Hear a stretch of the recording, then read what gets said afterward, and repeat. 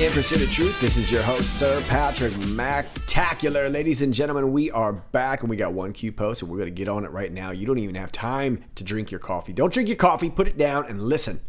No, I'm just kidding. You can take a sip. 3860, 35 minutes after the hour 1, we see this very familiar meme right here. Haven't you figured it out yet? It's not about Trump's corruption. It's about making sure you don't find out about their corruption. And there's the crew right there, and I'm not going to bag on them today, because I don't think that's okay. And the Twitter link takes you to Jacketless Jim Jordan, who says Democrats call on Barr to resign. Really? Bill Barr is fighting to hold the FBI accountable for lying to the FISA court 17 times. I know. All right, well, what the Jacketless one is referring to, of course, is Bill Barr, who recently went on to ABC and publicly chided the POTUS regarding his tweeting habits, right? He was like, hey, I'm trying to get some things done. Stop it. Stop it. Stop tweeting. Anyway, POTUS isn't going to do that, right? And we've seen a very similar situation like this before. As a matter of fact, I pointed it out a couple of years ago when POTUS was going back and forth with then AG Jeff Sessions, who was also trying to get some things done on the lay low, but was getting chided by the POTUS. And I want to make the same observation now that I did back then, which is simply this. If Jeff Sessions or Bill Barr truly had a problem with the POTUS, they're right down the street and they can walk down and say so themselves. They're doing this out here in the public narrative so that we can kind of create another public spin. And of course, we all know this, right? And this is why we're looking at this meme that we're looking at. We know what this is all about. And I think that if POTUS really knew that his tweets were going to damage his own case, he wouldn't do it. And I'm sure he already knows that, and he's got plenty of advisors to tell him that. But instead, he's putting it all out on Front Street because the MSM is not. Hence the meme, right? Haven't you figured it out yet? It's not about Trump's corruption. And of course, Democrats are out there calling for Bill Barr's head. Now they see this, they're not really sure what to think. They don't know if this is a head fake. It looks like many of them are starting to catch on, but it doesn't seem like they're real sure. And so they don't really know what to do at this point. That's why Nancy's looking like that. She's like, I don't know what to do. Wasn't expecting that to do that today. And Adam Schiff's like, I don't think that's okay. And Gerald Nadler's like, I think I better go away. And Elijah Cummings is like, I already did. We should move on. Let's take a look at the video. To have public statements and tweets made about the department, about our people in the department, our men and women here, about cases pending in the department, and about judges before whom we have cases, make it impossible for me to do my job and to assure the courts and the prosecutors in the department that we're doing our work with integrity. Mr. Barr, the president does not like to be told what to do. He may not like what you're saying. Are you prepared for those ramifications? Of course. As I said during my confirmation, I came in to serve as Attorney General. I am responsible for everything that happens in the department, but the thing I have most responsibility for are the issues that are brought to me for decision. And I will make those decisions based on what I think is the right thing to do, and I'm not going to be bullied or influenced by anybody. And I said at the time, whether it's Congress, newspaper, editorial boards, or the president, I'm going to do what I think is right. And,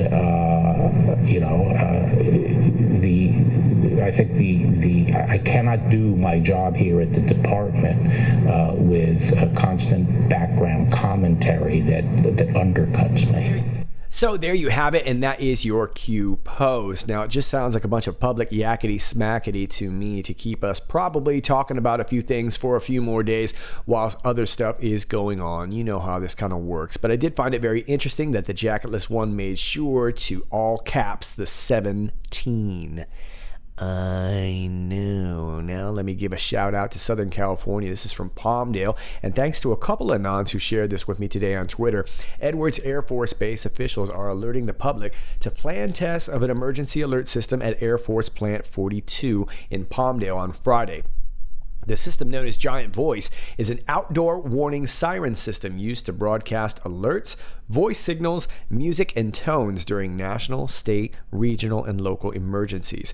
A similar system is in place at Edwards Air Force Base, officials said. The testing will occur intermittently between 8 a.m. and 3 p.m. Friday, officials said. It is not yet known what specific sounds will be part of the test, whether it is sirens, voice commands, or other means of alerting people at the facility.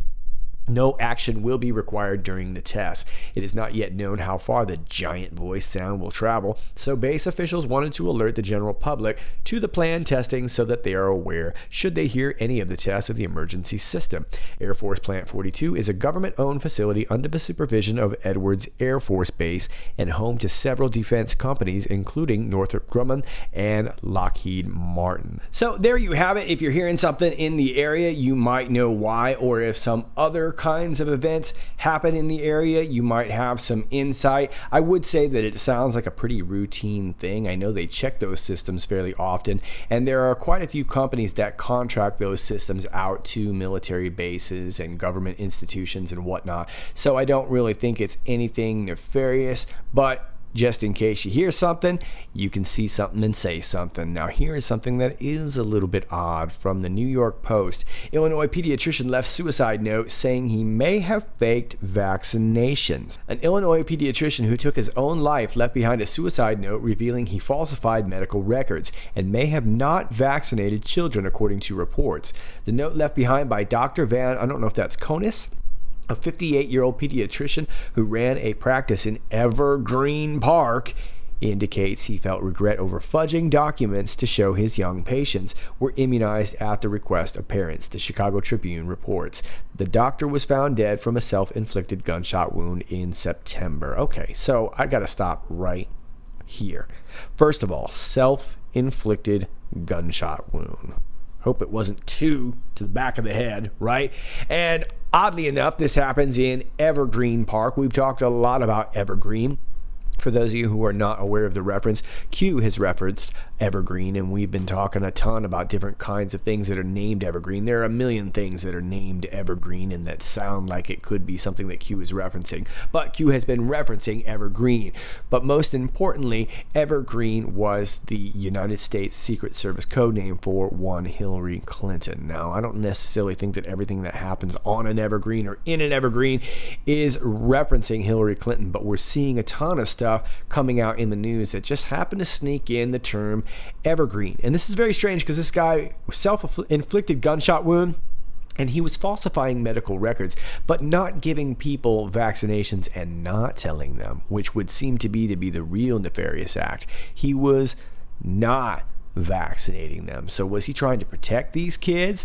Who knows? But either way, this guy wound up dead. He was well known for being someone who was into homeopathic medicine. Well, that might explain things, right? And from what we have determined, it was well known that people opposed to vaccination could go to him, Cook County Sheriff Tom Dart said. It's unclear how many juvenile patients may have been impacted, but Conis' note suggested that he either doctored records or doled out fake immunizations dating back 10 years. The note was very short, Dart told the station. It was a note where he expressed a lot of regret, and the note was solely driven at the fact that he did things he regretted as far as the vaccinations. He was incredibly regretful for what he did, and it was the only thing he mentioned in the suicide note. It was this and only this. And we're going to stop right there again, because if it were this and only this, it just doesn't add up. People who leave suicide notes usually mention people they love or whatnot. This seems all kinds of strange, and it would seem like if he was really doing the right thing, I would have a hard time believing that all of a sudden he would be filled with regret.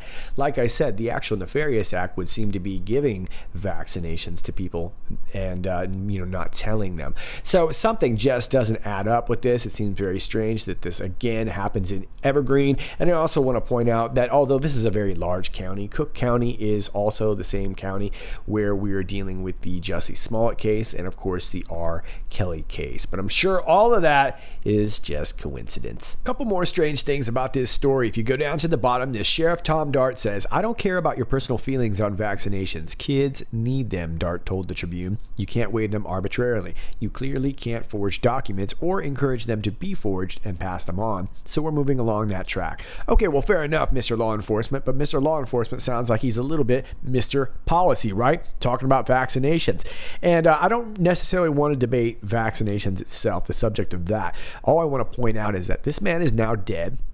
And it seems like he was known as a homeopathic doctor who would probably be against vaccinations, or at least maybe inclined to stay away from them if possible, right?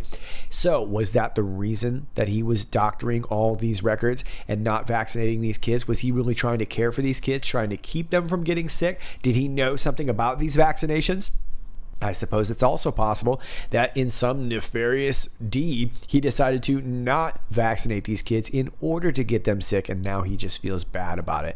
That doesn't seem to make as much sense to me, but I guess we can allow for it to be possible. Either way, it seems like he had a little change of heart, or did he? What's very curious to me about this whole thing is that this suicide note seems to only focus on the topic of vaccinations and not his family, not his kids, the kind of things that you would think somebody who really, really cared, a homeopathic doctor, probably cares about his own family, right? You'd think there'd be at least a shout out, but no. We have this narrative, and of course we have Sheriff Tom Dart kind of echoing the same sentiment. Hey man, you can't do this. You got to get vaccinated. That's the thing to do. So I find all this very curious. On top of that, this happened in September. So what was going on? Why are we just hearing about this now? And of course, it gets me thinking about the coronavirus. And of course, they just started talking about that in Chicago. This is from 46 minutes ago. State and city officials met in Chicago's Chinatown to reassure the city that the risk of catching coronavirus is minimal. And I just put a search on here, so these are just a bunch of random tweets here. Alan says, "My son and I went to Chinatown in Chicago for dinner after feeding the homeless. We were the only ones in the entire restaurant on a Friday evening. Seems everyone is afraid of the coronavirus." A press conference will take place tomorrow on the 13th at 11 a.m. at the Chinatown Library with updates from city, state, and county health officials on the response to the 2019 novel coronavirus. There you go. So stay safe, Chicago. This seems like a very, very sketch story. Seems like they are possibly trying to inject, pun intended, a vaccination narrative. And again, like I said, please don't go attacking me saying I'm anti-anything. I'm just pointing out that this is very, very suspect and that it's all going down at the time of this whole coronavirus thing. Now, let me take you back to one last thing. This is actually a post from yesterday, 3856.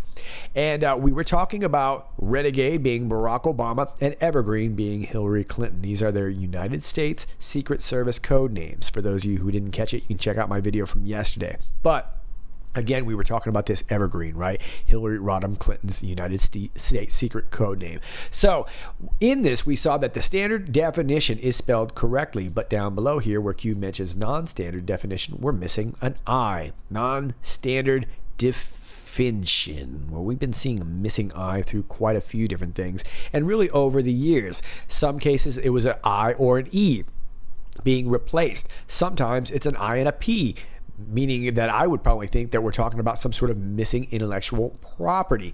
But either way, we have this I missing, and it reminds me of this post, 753, and this was from about 2 years ago, 13th of February. Think image drop, think op. Now, op could be referring to a military op, it could also be referring to original post, and that's per Q. Think United, when does a bird sing? Everything has a meaning, and then we have that I in brackets. So that was nearly 2 years ago, and then of course 2 years later, we get this tweet from Donald J. Trump. Devin Nunes predicts that more examples of Mueller team misconduct will be revealed in coming weeks. So it seems that in this case, we have this I and E conflict going back and forth. I'm not exactly sure what it means. I think a lot of times about the CIA, the way Q refers to the CIA with the missing I, are we talking about some sort of intelligence? I'm not exactly sure. There's been a lot of different talk, and I haven't really seen anything concrete. But I did want to point it out for you, and those are your Q posts. All right, Patriots, that's all I got for you at the moment. As always, if you like this video, please click like, share, and subscribe. Thanks to all of you who do that already. If you're new to this channel, please keep in mind that from time to time, you're going to get unclicked and unsubscribed. So just do me a favor and check yourself back. I'm aware of it. It happens all the time. Just do me a favor and re-click yourself and ding that bell, and hopefully you'll get some sort of notification. I appreciate it. And all my alternate links are down below. My Gab, my BitChute, my Twitter, my Brighteon, my DropSpace, all that good stuff. It's all linked down below. If you've got information for me, please email me. That is also linked down below. My P.O. box is down below if you want to send something old school. And if you'd like to support the channel, my Patreon is linked down below. It's all down below, and I am out of here. Until next time, stay funky. Some Republicans said. It's been 17 years since the last time a president from Ecuador visited the White House and a president of the United States did an official visit for them. When was it? 17 years ago, it was. 17 years ago, it was